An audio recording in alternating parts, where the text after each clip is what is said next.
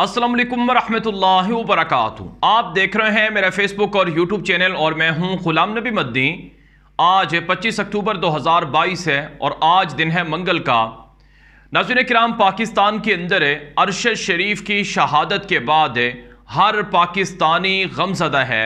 पाकिस्तान के अंदर लोगों की आंखों में खून उतरा हुआ है कि आखिर कब तक ये जुल्म बर्दाश्त करते रहेंगे, आखिर कब तक हमारे ऊपर करप्ट माफिया और जराइम पेशा लोग इसी तरह से हुकूमत करते रहेंगे और कब तक पाकिस्तान के अंदर हक के लिए लड़ने वाले, हक के लिए आवाज़ उठाने वाले वो इसी तरह से जान देते रहेंगे। नाज़रीन किराम, बदकिस्मती से पाकिस्तान की आवाम इस वक्त दो धड़ों के अंदर तकसीम हो चुकी है। एक तरफ वो लोग हैं जो माफियाज को हीरो मानते हैं, जो करप्ट लोगों को सपोर्ट करते हैं, जिनके नज़दीक इनसे बड़ा कोई मसीहा नहीं है। और हालांकि ये वो लोग हैं जो जानते हैं कि पिछले 30-35 सालों में यही जराइम पेशा लोग हैं जिनकी वजह से पाकिस्तान तबाही के दहाने पर है। दूसरी तरफ वो लोग हैं जो पाकिस्तान के अंदर कानून की बालादस्ती चाहते हैं, जो पाकिस्तान के अंदर इंसाफ चाहते हैं, जो ये चाहते हैं कि हर एक को कानून के दायरे में जो मसावी हक हैं वो मिलने चाहिए। कानून की नज़र में पाकिस्तान के बड़े से बड़े ओहदे पर बैठा हुआ शख्स और एक आम आदमी बराबर होना चाहिए। अब पाकिस्तान दो हिस्सों में तकसीम है। ये जो दो हिस्से हैं, ये जो दो धड़े हैं, ये लोगों की मुख्तलिफ सोच, मुख्तलिफ अफकार की वजह से हैं। और बदकिस्मती ये है कि पिछले 6 महीनों में जो कुछ पाकिस्तान के साथ हुआ है, ये जो धड़ा है जो माफियाज को सपोर्ट करता है, उनको भी पता है कि पिछले 6 महीनों में पाकिस्तान तबाही के दहाने पर गया है, लेकिन जिद, इनाद, बुग़्ज़ इनके रास्ते में हाइल है। ये सच को सच नहीं कह सकते हैं, ये झूठ को सच कह रहे हैं और झूठ को सच बनाकर उसे सपोर्ट कर रहे हैं, जिसका खमियाजा पाकिस्तान के लोगों को भुगतना पड़ रहा है। अफसोस की बात यह है कि अरशद शरीफ की शहादत पर उनके मुखालिफिन ने बड़े कहके लगाए और बड़ा इस्तेहज़ा किया और यह कहा कि चूंकि ये शख्स हमारे लोगों को बुरा भला कहता था, हमारे लोगों के बारे में ये उनकी करप्शन की दास्तानें सुनाता था, लिहाजा ये अपने अंजाम को पहुंचा। कुछ लोग ऐसे ज़मीर के मालिक भी हैं। लेकिन नाज़रीन किराम, हमेशा याद रखें कि अक्सर लोग या लोगों की अक्सरियत कभी गलती पर नहीं हो सकती है। कुछ लोग होंगे जो गलती पर होंगे और कुछ लोग होंगे जो माफियाज के साथ होंगे। अब ये जो माफियाज हैं, ये जो जराइम पेशा लोग हैं, ये अक्सरियत में नहीं है, ये चंद लोग हैं। ये चंद लोग, अगर इन चंद लोगों को फांसी दे दी जाए या अगर इन चंद लोगों को पाकिस्तान से निकाल दिया जाए तो पाकिस्तान हर तरह के मसाइल से, हर तरह की चीज़ों से निजात हासिल कर सकता है। लेकिन बदकिस्मती ये है कि गाफिल कौमें हमेशा तबाह होती हैं। नाज़रीन इकराम, आपने थंबनेल पर जो उन्वान देखा है, मैं इस हवाले से आपके सामने हकाइक रखने लगा हूं ताकि आपको अंदाज़ा हो कि होता क्या है। रसूल अकरम सल्लल्लाहु अलैहि वसल्लम का ये वाज़ेह फरमान मौजूद है कि तुमसे पहले कौमें इसलिए हलाक हुई, बर्बाद हुई, तबाह हुई कि वो अदम इंसाफ की हामिल थीं। उनके यहाँ जो अमीर लोग थे, बड़े ताकतवर लोग थे, जराइम पेशा लोग थे, उनको आज़ादी थी, खुली छूट होती थी, वो जो चाहें करें, उनको सज़ा नहीं मिलती थी। लेकिन गरीबों को सज़ाएं दी जाती थी। इस हदीस का, ये हदीस वाज़ेह सही हदीस है, मुस्लिम शरीफ के अंदर, बुखारी के अंदर और हदीस की मुस्तनद किताबों के अंदर मौजूद है। इस हदीस का जो खुलासा है वो ये है कि जिस माशरे में, जिस कौम में इंसाफ ना हो, मसावात ना हो, जुल्म हो, वो माशरा तबाह हो जाता है, वो माशरा ख़त्म हो जाता है। इस हदीस को सामने रखें और कुरान पाक के अंदर अल्लाह ताला ने जिन कौमों की बर्बादी का जिक्र किया है उनको सामने रखें। आपको नज़र आएगा, आपको ये मुशाबहत नज़र आएगी और ये आपको नज़र आएगा कि पाकिस्तान किस तरफ जा रहा है। क्या अल्लाह के अजाब को पाकिस्तान के लोग दावत नहीं दे रहे हैं? क्या अल्लाह का अजाब कोई मज़ीद दूर है? अल्लाह रब्बुल इज़्ज़त ढील देते हैं, मोहलत देते हैं। हमारे यहाँ लोगों के अंदर एक बात बिठाई गई है कि नहीं, पाकिस्तान को कुछ नहीं होगा क्योंकि पाकिस्तान तो कलमा तैयबा की बुनियाद पर बना हुआ है और पाकिस्तान की जड़ों में कलमा तैयबा है, लिहाजा पाकिस्तान जैसा इस्लामी मुल्क ही नहीं है। यहाँ बड़ी बड़ी मस्जिदें हैं, यहाँ बड़े बड़े मदारस हैं, यहाँ पर बड़ी बड़ी खानकाहें हैं और यहाँ कुछ नहीं होगा। नाज़रीन किराम, जन्नत का ठेका किसी ने नहीं ले रखा है। अल्लाह रब्बुल इज़्ज़त और कानून, अल्लाह रब्बुल इज़्ज़त का जो उसूल है, जो कानून है, वो सब के लिए यकसा है। ٹھیک ہے یہاں اہل علم لوگ، اہل نظر لوگ موجود ہیں، اللہ کے ولی موجود ہیں اور دیندار لوگ موجود ہیں، ان کی وجہ سے اللہ تعالیٰ جو مسائل ہیں، جو آفات ہیں، جو عذاب ہے اس کو کسی حد تک ٹالتے ہیں، لیکن اللہ رب العزت کے قانون کب حرکت میں آتے ہیں کسی کو کچھ پتہ نہیں ہے۔ اللہ رب العزت ڈھیل دیتے ہیں، مہلت دیتے ہیں۔ اس وقت تمام کی تمام وہ چیزیں جو پاکستان کے اندر ہیں ان کو دیکھ کر نہیں لگتا کہ پاکستان اللہ تعالیٰ کے غضب سے بچ سکے۔ اس لیے ناظرین کرام ہمیں اپنے آپ میں غور کرنا ہوگا۔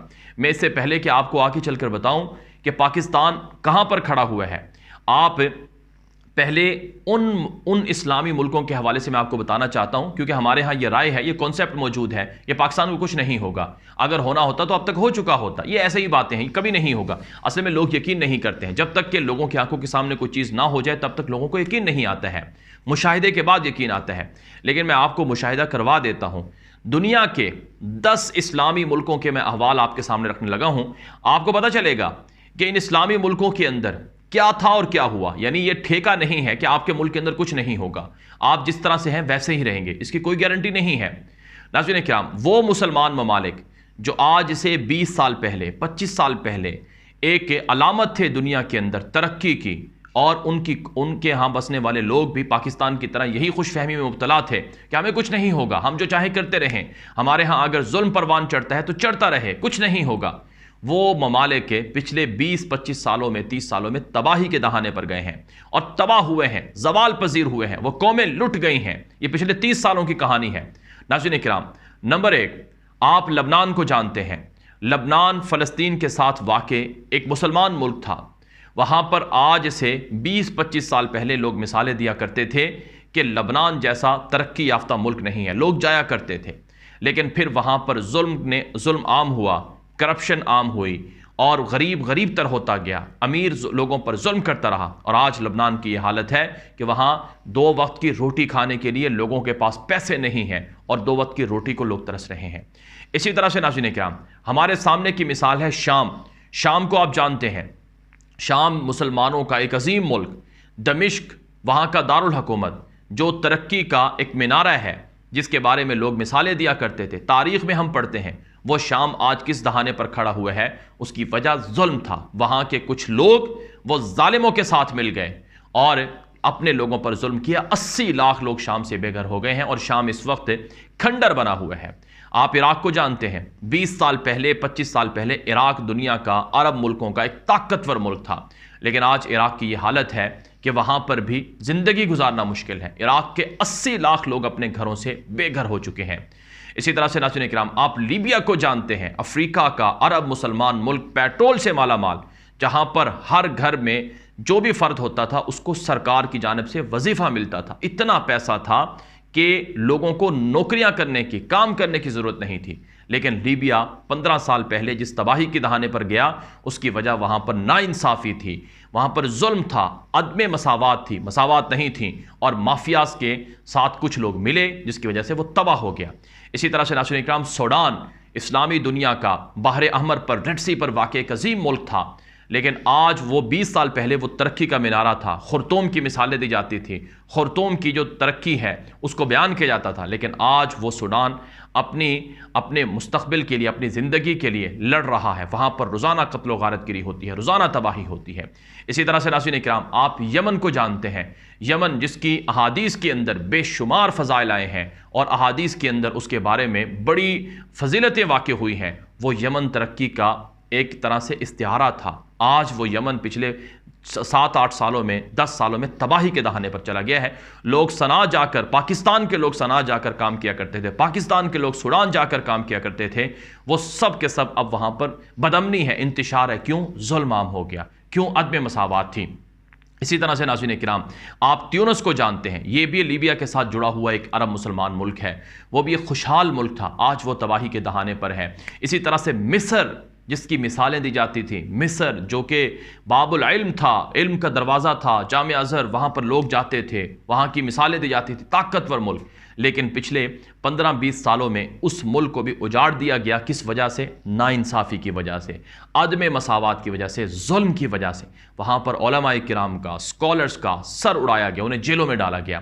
اسی طرح سے ناظرین کرام آپ دور نہ جائیں، آپ پاکستان کے پڑوس میں افغانستان ہے، ٹھیک ہے امریکہ نے بدماشی کی ہے، امریکہ نے یہاں پر حملہ کیا ہے، لیکن افغانستان کیوں تباہ ہوا؟ کیونکہ یہاں اس افغانستان کے کچھ لوگ بک گئے، غدار بن گئے، اپنے لوگوں کا سودا کر لیا، ایجنٹ بن گئے۔ 20 سال میں افغانستان کو اجاڑ کر رکھ دیا گیا، حالانکہ وہ افغانستان ترقی کر رہا تھا۔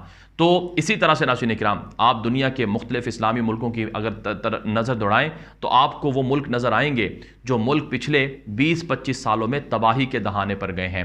یہ جو افغانستان تھا، سوویت یونین سے پہلے افغانستان پاکستان کی طرح بہت ایڈوانس ملک تھا، لیکن تباہی کے دہانے پر کیوں گیا؟ بدامنی کی وجہ، ناانصافی کی وجہ سے، ظلم کی وجہ سے بدامنی اور عدم استحکام کا دوچار ہوا۔ اس لیے آپ نے یہ ٹھیکہ نہیں لے رکھا ہے کہ اگر پاکستان اللہ کے فضل سے پچھلے 70 سالوں سے اچھا چل رہا ہے، الحمدللہ ہمیں اس پر اللہ کا شکر ادا کرنا چاہیے، آگے بھی ایسا ہی ہوگا، اس بات کی کوئی گارنٹی نہیں ہے۔ اللہ رب العزت ڈھیل دیتے ہیں، مہلت دیتے ہیں، لیکن پھر جب اللہ رب العزت کا قہر نازل ہوتا ہے تو کوئی گارنٹی نہیں ہوتی ہے کہ آپ کے ساتھ کیا ہو۔ اللہ نہ کرے پاکستان کے اوپر ایسا ہو، ہم کبھی بھی پاکستان کے بارے میں کبھی ایسا گمان نہیں رکھ سکتے ہیں، اور حدیث میں تو بالکل یہ واضح طور پر مسلمانوں کو ہدایت دی گئی ہے کہ ہمیشہ اللہ تعالیٰ سے حسن ظن رکھنا چاہیے۔ ہم حسن ظن رکھتے ہیں، لیکن ناظرین کرام کچھ اصول ہیں، کچھ روایات ہیں۔ رسول اکرم صلی اللہ علیہ وسلم کا یہ فرمان بالکل بجا ہے کہ جب ظلم عام ہو جائے، جب ناانصافی عام ہو جائے تو وہ ملک تباہ ہو جاتے ہیں۔